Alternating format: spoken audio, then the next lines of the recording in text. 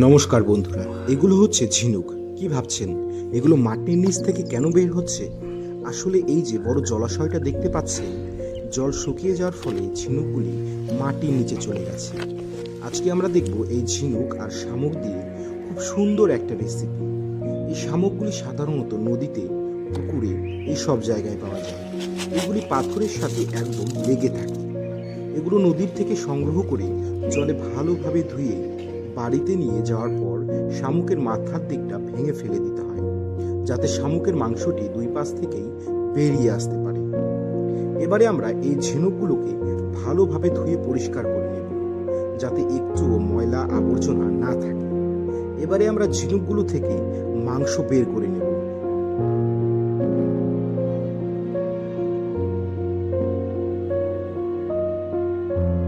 এবং যতটুকু প্রয়োজনীয় ঠিক ততটুকুই নেব।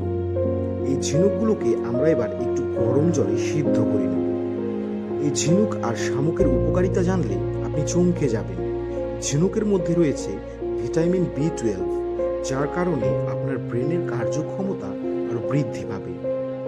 আরও রয়েছে ওমেগা 3, যেটি আপনার হৃৎপিণ্ডকে আরো সতেজ রাখবে।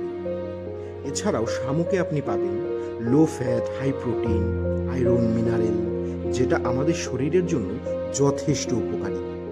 দেখুন, আমাদের এই স্বাস্থ্যকর রেসিপিটা রেডি। এর মধ্যে টেস্ট আরও বাড়ানোর জন্য হালকা বিয়ার, সস, চাটনি, লবণ এইগুলো যোগ করে চল রেডি আজকে আমাদের এই স্বাস্থ্যকর রেসিপিটি। কি আপনিও টেস্ট করবেন নাকি? ভিডিওটি ভালো লাগলে অবশ্যই লাইক করবেন, আর হ্যাঁ, সাবস্ক্রাইব করতে ভুলবেন না যেন।